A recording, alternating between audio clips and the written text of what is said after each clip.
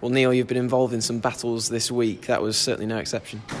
Yeah, definitely. I think that the day off didn't really do me any favours. I was a little bit sort of slow coming out of the blocks today, I think. I think that we both sort of like nicked a couple of important frames off each other. I had a good chance to go 4-2. I missed a sort of like a cutback red to go 4-2 up, and then he sort of wrestled back the initiative.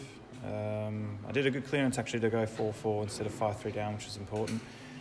And yeah, I just played solid tonight and early on in the session, and then finished off really well because the way Jack came back from 8-5 down, it's just awesome to watch. And luckily, I've been on the end of playing Shaun Murphy a few times when he's sort of just in full flight, knocking in everything, and then so I know how to deal with that kind of pressure. And not many players would have been able to react the way I did with Jack coming back like that. And very pleased with the break I made in the last frame.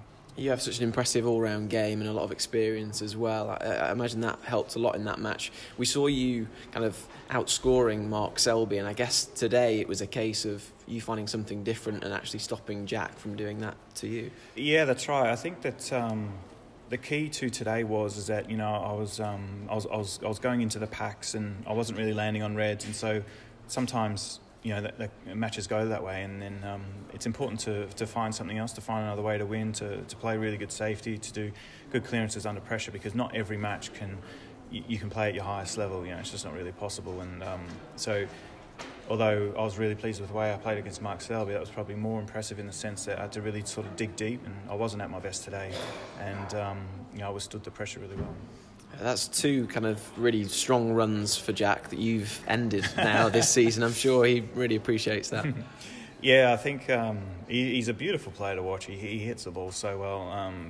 You can see the benefits of him, practicing with Ronnie O'Sullivan quite a fair bit as well, and Judd Trump, So, he's one of the best players in the world to watch, and super talented. And, he showed a lot of bottle there as well, coming back at me. And it won't be long before he wins a tournament. You keep knocking on the door the way he is, sooner or later he'll break through. Something, of course, you can empathise with, trying to win your first ranking title. You've won many since your first. How difficult is it to get the first? Yeah, the first. I was fortunate enough to win my first in my first final. I think that it is getting harder and harder, like I said before, to win them. You're always playing someone in really good form, and it won't be long. He won't sort of be downhearted or anything like that by that performance. He'll continue to the next tournament, and I'm sure he really believes deep down that he'll win one soon as well. But there's no rush. He doesn't need to try and panic and make it happen. He just needs to keep doing what he's doing, and eventually he will win one. Let's focus on you. As 6 events into this season, you're potentially going to have 2 ranking titles under your belt. Yeah, brilliant start. No matter what happens tomorrow, it's been a fantastic start to the season. It's good to back winning Riga with another final. That's what I want to keep doing, keep putting myself in the positions to win more tournaments. And this week I've had some really, really tough games, really tough draw, and I've come through it really well. And obviously, one more big hurdle tomorrow against Mark Allen, who's obviously a world-class player in himself.